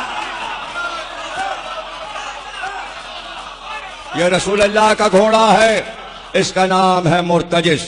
मुर्तजिस के मानी हैं बादलों का गरजना और गरजते बादलों में बिजली का कड़कना और चमकना। जब ये जाता था तो निगाहों में लगता था एक बादल उड़ता हुआ आ रहा है और उसमें अब्बास का चेहरा बिजली की तरह रोशन होता जा रहा है। मुर्तजिज नाम था अब्बास के घोड़े का। चले अब्बास। जो ये कहते हैं तलवार नहीं दी थी, ऐसा नहीं है। मैदान जंग का उसूल है सिपाही को हर हथियार ले जाना है। तीरो कमान भी अब्बास के पास था, भाला भी था, नेजा भी था, सरोही भी थी, तलवार भी थी। ये सब सिपाही के हथियार मैदान में साथ में जाते हैं। एक बार मैदान में गए और रजस दिया। अभी रजस दे रहे थे कि दूर से एक सवार जिस घोड़े पे सवार था उसके घोड़े ने मचलना शुरू किया। ऐसा लगता था कि वो सवार को गिरा देगा। उसने वहां से अब्बास को आवाज दी। अब्बास आवाज पहचान गए और एक बार मुड़कर कहा, आजा आजा। उसने सवार को गिराया और अब्बास के पास तेज आया। सवार को गिराया। सवार जो गिरा था उसका नाम था मारिद और वो माना हुआ शामी पहलवान था। उसने घोड़े ने गिरा दिया उसको और घोड़ा अब्बास के करीब आया। इस घोड़े का नाम है ताविया। ये इमाम हसन का घोड़ा है जो मदाइन के मैदान में हमला हुआ था तो खैमे से इमाम हसन का ये घोड़ा दुश्मन लूट कर ले गए थे और यजीद की दारुल हुकूमत में लूटा हुआ माल मौजूद था। जब मारिद करबला जाने लगा तो इसी घोड़े पे बिठाया गया था। हुसैन को जलाने के लिए अब्बास ने बताया, किसकी मजाल मेरे आका को। और एक बार ताविया को इशारा किया। अब्बास के बाजू से ताविया लगा। अब्बास ने अपने आप को मुर्तजिस से उठाकर ताविया पर, गजवा इसी को कहते हैं कि कब्जे में माल आ जाए वही गाजी कहलाता है। एक गजवा नहीं लड़ा अब्बास गाजी ने, लूटा हुआ माल भी कब्जे में लिया, जो इनके घर का लूटा माल है। एक बार मुर्तजिस से कहा, साथ चल। ताविया को कावा दिया, वापस हुए। मुर्तजिस साथ साथ। अब्बास ताविया पर बैठकर हुसैन के करीब आए, घोड़े से उतरे। कहा, आका इसको पहचानते हैं? हुसैन की आंख से आंसू आए। कहा, अब्बास भाई हसन की याद दिला दी। ये तो मेरे भाई हसन का घोड़ा है। कहा, आका मैं ले आया। का अब्बास मरहबा अब्बास। अब्बास तभी तो बाबा कहते थे मेरा बेटा अब्बास बहुत शजा है। इतना जुमला हुसैन से सुनना अब्बास के लिए काफी था। कहा, आका इजाजत दीजिए, जिसके कब्जे में था अब उसको जाकर देखूं। जब तक अब्बास घोड़े को पहुंचाकर वापस आए उस वक्त तक इब्ने साद दूसरा घोड़ा मंगाकर मारिद को पेश कर चुका था, लेकिन वो बार बार कोशिश कर रहा था। चूंकि तनोतोश का आदमी था तो दौड़ कर चाहता था कि रकाब में पैर रखकर घोड़े पर सवार हो जाए। अब्बास ने मौका दिया, हालांकि सामने के लश्कर के लोग हंस रहे थे। उसके गिरने पर, उठकर घोड़े पर बैठने पर सब कह लगा रहे थे कि ये कैसा शजा है कि जो मैदान जंग में गिर गया, कैसा शहसवार है। तो उसके अपने ही लोग उसका मजाक उड़ा रहे थे। अब ये बताइए, कौम जिन लोगों का खुद मजाक उड़ाए, अली उनसे लड़ते, हुसैन उनसे लड़े, अब्बास उनसे लड़े? ये तो बुज़दिल लोग हैं। शजा के लिए शजा की जरूरत होती है। उसने अब्बास पे वार किया। अब्बास ने उसके वार को कता किया और कता करने के बाद कहा, तेरा वार हो चुका, अब मेरा वार, अब मेरा वार। उसने फिर भाले से हमला किया। अब्बास ने उसके आते हुए भाले को 2 उंगलियों के बीच में रोका और रोकने के बाद भाले को जो घुमाया तो कलाई मुड़ी, घबरा के छोड़ा। अब्बास ने छोटे हुए भाले को हाथ बढ़ा के एक बार हाथ में लिया और घुमा के सीधा करके जो मारा तो नीचे छिन गया। अब क्या है, शायरी वगैरह आपको कुछ शौक हो तो एक मिसरा सुना दूं, और मिसरा समझ में आ जाना चाहिए। पहलवान का क्या नाम है? मारिद। क्या चीज छिनी? भाला, यानी बड़ा नेजा। मीर अनीस के भतीजे मीर वहीद इस लड़ाई को नज्म कर रहे हैं और लखनऊ वाले बैठे सुन रहे हैं। 150 बरस पुरानी बात है। वहां से एक मिसरा उठा के आपको सुनाए देते हैं। जैसे ही ये भाला अब्बास के हाथ में आया, मिसरा दिया मीर वहीद ने, छिन गया, छिन गया मारी दे नामर्द का भाला।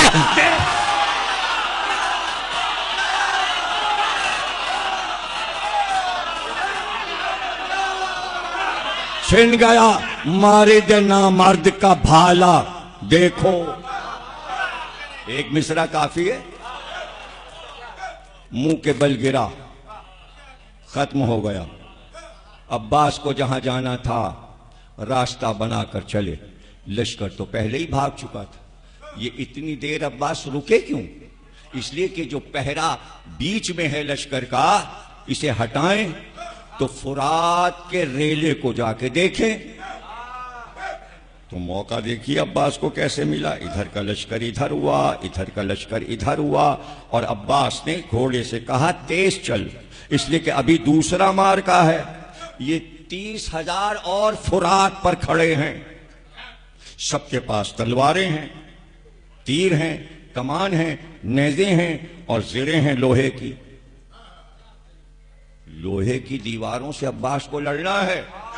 मौला ने तो कले का दरवाजा उखाड़ा है, इनको पूरी दीवार उखाड़नी है, और वो भी लोहे की। मैं भी फजाइल पर हूं और एकदम से मसाइब हो जाएंगे और तकरीर खत्म हो जाएगी। आपको हमारा अंदाज मालूम है कि हम मसाइब की हद तक मसाइब वाले के भी फजाइल पढ़ते रहते हैं ताकि महफूज हो जाएं जहनों में। भाई अब्बास चले, मुर्तजिज अब्बास को लेके जा रहा है। अलम भी है, मश्क भी है, नेजा भी है, तरकश भी है, सिपर भी है, तलवार भी है, और तेज मुर्तजिज जा रहा है। अब ख्याल रखिएगा, उधर कितने हैं? 30,000। इधर अब्बास अकेले। कहते हैं कि सब ने देखा कि अब्बास फुरात की तरफ आ रहे हैं, तो एक साथ हज्जाज जो कि उनका सरदार था पहरे पर, हज्जाज, उसने कहा एक साथ कमाने कड़के, सबकी कमाने दोस्त से उतरी, मेरी तरफ देखते रहना। सबने तीर कमानों में जोड़ा। कहते हैं 30,000 तीर, 30,000 तीर मिल मिलकर जब चले तो एक लोहे की चादर फजा में आ रही थी अब्बास की तरफ। कहते हैं जब वो चादर लोहे की चली तो धूप नहीं थी, जमीन पे साया हो गया। 30,000 तीर, तीर से तीर मिले हुए एक साथ जा रहे हैं। एक बार अब्बास ने तलवार निकाली और तीर आते गए, और अब्बास तीरों को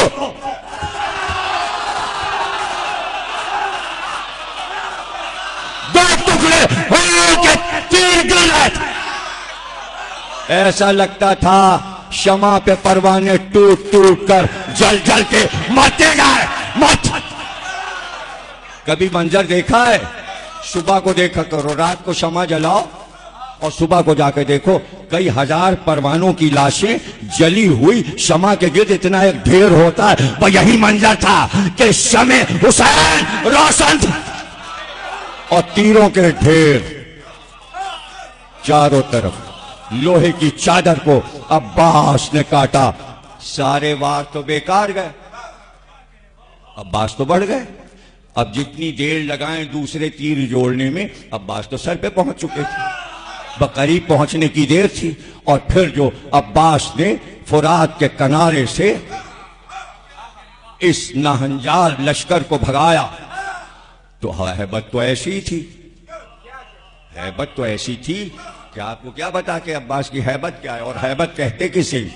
आज याद कर लीजिए हैबत क्या है। हैबत क्या चीज। शेर की हैबत होती है, मुलाकात नहीं होती, किसी की नहीं हुई होगी, लेकिन यहां तक उसकी हैबत है। किससे सुन सुनकर शेर के, अरे वो जंगले में देख लेते हैं, तब भी इतनी हैबत होती है कि जंगले के करीब जाते लोग डरते हैं। शेर है भाई, शेर। किसी का नाम है हैबत। कैसी हैबत है, जिसका नाम रात को नहीं लेते, जो जमीन पे रेंगता है, बड़ी हैबत है उसकी। खुदा न करे किसी को मिले, नाम आया जहन में, झुरझुरी सी आई, सारे मनाजिर निगाह में आ गए, ये वाला भी और ये वाला भी और ये वाला भी और ये वाला भी और ये वाला भी और ये वाला भी। हैबत। और वो जो दरिया में रहता है, वो अगर मगर, उसकी भी हैबत है। तो ये तो इंसानों का शेर है, ये अली का शेर है। हैबत बैठी है। हैबत क्या है, हैबत सुनो। 4 मुहर्रम तक इब्न ज़ियाद खत लिखकर पूछता रहा पिसरे साथ से, ये बता हुसैन के खैमे जो लगे हैं वो तादाद में कितने।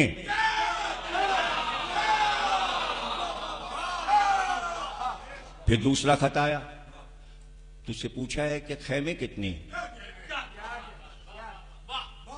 फिर तीसरा खत आया, तू क्यों नहीं बता रहा है कि हुसैन के खैमों की तादाद क्या है। फिर चौथा खत आया, पहली मुहर्रम से 4 मुहर्रम तक, 6 मुहर्रम तक एक ही बात पूछ रहा है, खैमों की तादाद कितनी है। और ये कमबख्त लिख के नहीं भेज रहा। अभी खैमे से निकले 1 2 3 4 5 6 7 8 9 10 इतने हैं। आखिरी खत आया, तुझसे जो बात पूछी जा रही है उसका जवाब क्यों नहीं दे रहा है। अब तक तूने क्यों नहीं बताया कि हुसैन के खैमों की तादाद क्या है। तारीख मचल गई कि आजिज आ गया कूफे का हाकिम, और यहां से सिपह सलार जवाब न दे सका। तारीख ने कहा जवाब। अरे किसी से कहता जाओ गिन के आओ कितने खैमे लगे हैं हुसैन के। इस जुमले ने इब्ने ज़ियाद के बताया, और इब्ने साद का जवाब न देना कि इसलिए कि पूरे लाखों के लश्कर में हिम्मत नहीं थी कि उधर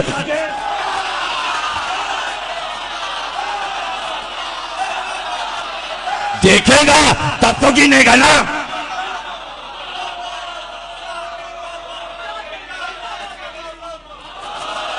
भाई देखेगा तब गिनेगा ना। तारीख ने लिखा पूरे 10 दिन, अगर 2 को पहुंचे तो 8 दिन। अब्बास घोड़े पर बैठे खैमों के गिर्द सुबह शाम तिलाया। सबको मालूम था उधर कहीं ऐसा ना हो देख ले अब्बास की आंख मिल जाए। अरे वो खैमों में अब्बास की बहन है। हो गए मसाइब, एक जुमले में मसाइब हो गए। किसी की मजाल है उधर देख ले। इसे कहते हैं हैबत। यह है हैबत। लश्कर बिखर गया, किनारा साफ हो गया। अब्बास ने मुर्तजिस से कहा फुरात में दाखिल हो जाओ। मुर्तजिस फुरात में उतर गया। सूखी मश देर में भरती है, गीली मश में पानी जल्दी भर जाता है।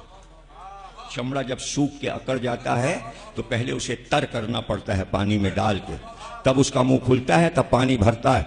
मश तो 8 दिन से सूखी पड़ी हुई थी। दरिया में डाला, भरते भरते पानी भरा। हर लहर मछली हुई थी, मैं मश्क सकीना में समा जाऊं। जब तक मश्क भरी भागा हुआ लश्कर फिर सिमटा। जब अब्बास आए थे तो अब्बास बुलंदी पर थे, कनारा नशेब में था, लेकिन अब्बास जो मश्क भर के चले तो अब्बास नशेब में थे, पलटा हुआ लश्कर ऊपर था। वही तीर जो शुरू में चले थे,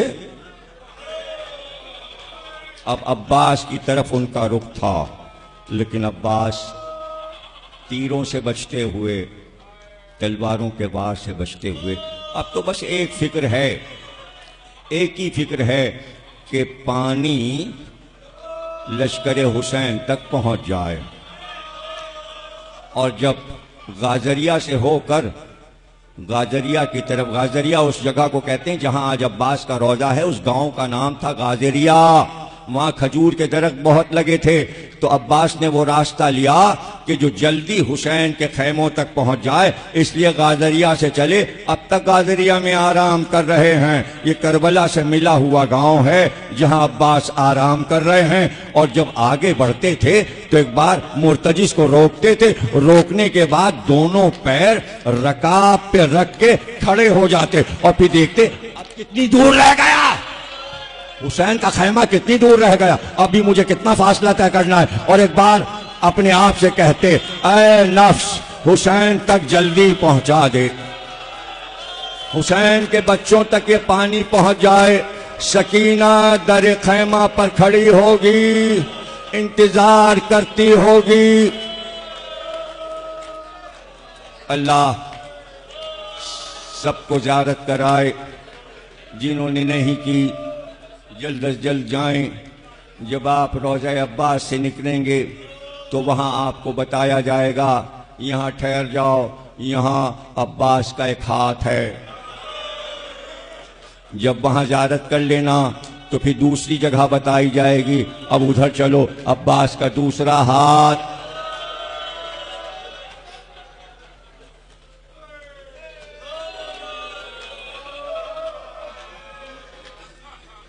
हैरान हैं लोग, और हैरान हो होकर सब ने शरें लिखी कि अजीब बात है कि हाथ तो अब्बास के पहले कटे, अब्बास के हाथ पहले कटे, और कटे हाथों के बाद भी अब्बास आगे बढ़ गए। हाथ यहां रह गए, अब्बास वहां बढ़ गए।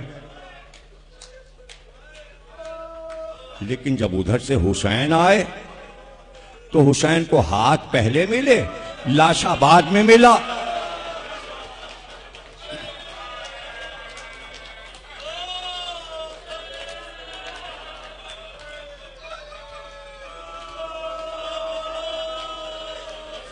करबला का नक्शा उलमा ने देखा और फिर मासूमीन से भी पूछा। मासूमीन ने बताया, जहां हैरानी होती थी ज़ैनुल आबिदीन से पूछा जाता था, जब हाथ कट गए गाजी के और गाजी आगे बढ़ गया तो हाथ तो पीछे रह गए, हुसैन सामने से आ रहे थे, लेकिन हाथ पहले उठाए, लाश पे बाद में पहुंचे, ये रुख कैसे बदल गया? तो रोकर कहा कि जब हाथ कट चुके आगे बढ़े, आगे निकल गए, इसलिए आगे निकल गए कि मश्क को पहुंचाना था, लेकिन जब आगे बढ़े तो हुरमुला ने तीर मारा, मश्क छिद गई, पानी बह गया। जब पानी बह गया तो अब्बास ने अपने आप से कहा, अब जाके क्या करूं? घोड़े को वापस किया, फुरफुरात चल, तो अब हाथ यहां रह गए, अब्बास आगे।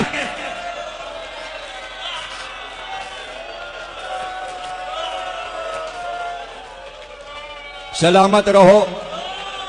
तकरीर में यहीं खत्म कर देता, काफी था कि यहीं खत्म कर देता, लेकिन एक रवायत याद आ गई और मेरे बेटे को बहुत पसंद है, फरमाइश करता है हुसैन रजा, कहता है बड़ा गिरिया हो जाता है, ये पढ़ दिया करो भैया, इसलिए मैं पढ़ रहा हूँ आखिरी जुमले। बहरुल उलूम आयतुल्लाह बहुत बड़े आलिम थे, जब रोज़ा अब्बास पे सुबह की नमाज पढ़ने आते तो जरी पकड़ के खड़े हो जाते और वहीं चंद मसाइब के टुकड़े पढ़ते। 5 बरस का बेटा साथ होता, वो भी रोता, बाप भी रोने लगता। एक दिन ज़ियारत पढ़ के जरी पकड़ी और रोने लगे। तो बेटे ने कहा बाबा आपने कई बार मजलिस में ये पढ़ा कि हजरत अब्बास का कद बहुत लंबा था, जब घोड़े पर बैठते थे तो पैर जमीन पे खद देते थे। कहां बेटा पढ़ा तो है? कहा लेकिन बाबा ये जरी के अंदर ताबूत जो है वो छोटा है, ये कब्र का ताबीज छोटा क्यों है? तो रोने लगे, रोते रोते गिरे और बेहोश हो गए।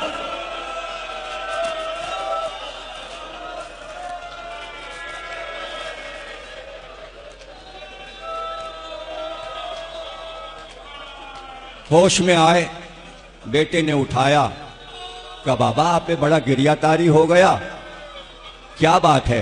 कहा बेटे क्या तूने याद दिलाया जो मैंने मक्तल में पढ़ा? कहा बाबा बयान करेंगे? कहाँ तुझे सुनाते हैं। जब हुसैन अब्बास के लाशे पर आ गए, अली अकबर लेकर आए तो अलम अली अकबर ने उठाया, हुसैन का बाजू थामा, दोनों बाप बेटे फुरात के किनारे से वापस चले। जैसे ही हुसैन और अली अकबर चले गए, पूरा लश्कर वापस आया और चारों तरफ अब्बास के घोड़े दौड़ाना शुरू किए। फिर तलवारें निकाली और एक बार तलवारों से एक साथ अब्बास के लाशे के टुकड़े